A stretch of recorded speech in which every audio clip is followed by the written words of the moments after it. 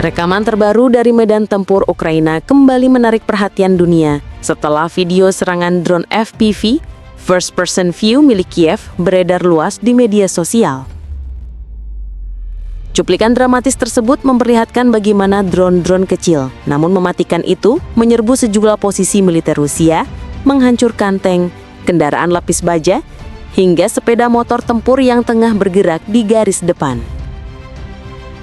Dalam beberapa serangan, kamera pada drone merekam detik-detik terakhir sebelum hantaman keras yang langsung melumpuhkan sasaran, menandai meningkatnya keterampilan operator UAV Ukraina dalam perang ini. Menurut keterangan militer Ukraina, gelombang serangan drone ini berhasil mengacaukan rencana ofensif Rusia di beberapa sektor.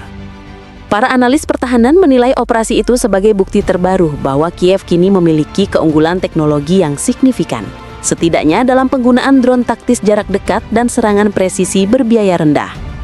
Sejak invasi Rusia dimulai pada Februari 2022, Ukraina secara cepat mengembangkan kemampuan drone yang kemudian menjadi salah satu faktor penentu dinamika perang. Data yang diungkapkan sejumlah pejabat pertahanan barat menunjukkan bahwa sekitar 3/4 korban tempur Rusia berasal dari serangan drone, baik FPV, kamikaze, maupun UAV pengintai yang diarahkan untuk menghancurkan target dengan artileri presisi.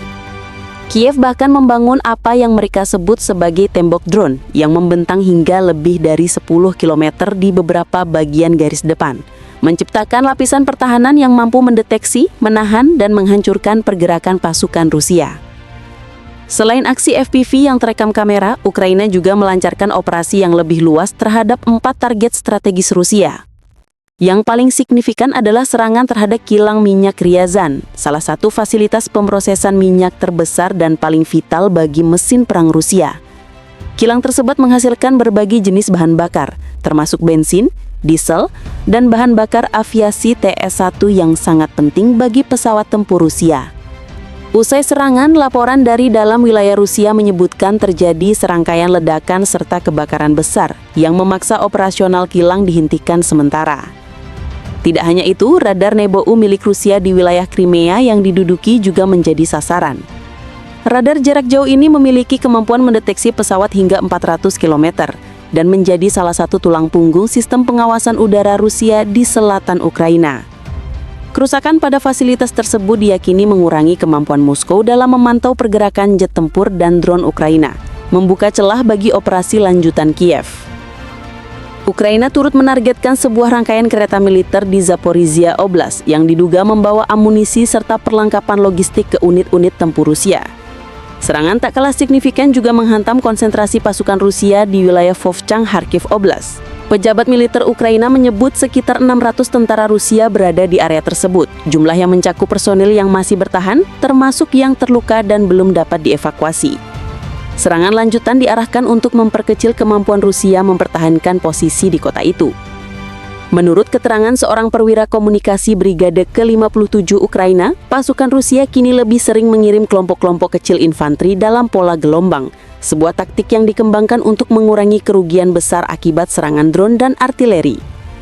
Namun serangan presisi Ukraina terus menekan pergerakan itu, membuat upaya Rusia untuk maju menjadi jauh lebih sulit. Ia menambahkan bahwa pilot drone, artileri, dan unit serangan darat Ukraina bekerja secara terpadu untuk menghancurkan kelompok-kelompok tersebut sebelum mereka dapat menembus garis pertahanan. Di tengah meningkatnya eskalasi pertempuran, Presiden Ukraina Volodymyr Zelensky mengumumkan rencana produksi massal drone dan rudal jarak jauh buatan dalam negeri sebelum akhir tahun.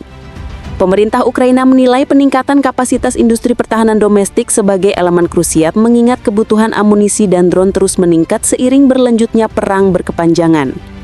Serangan terhadap kilang, radar, kereta militer hingga konsentrasi pasukan menunjukkan strategi Ukraina semakin menitik beratkan pada operasi jarak jauh yang bertujuan melemahkan logistik, produksi energi, dan kemampuan serangan Rusia. Dengan teknologi drone yang berkembang cepat dan semakin canggih, perang ini bergerak ke era baru, di mana pesawat tanpa awak kecil dapat memberikan dampak strategis besar, bahkan terhadap target yang berada jauh di dalam wilayah musuh.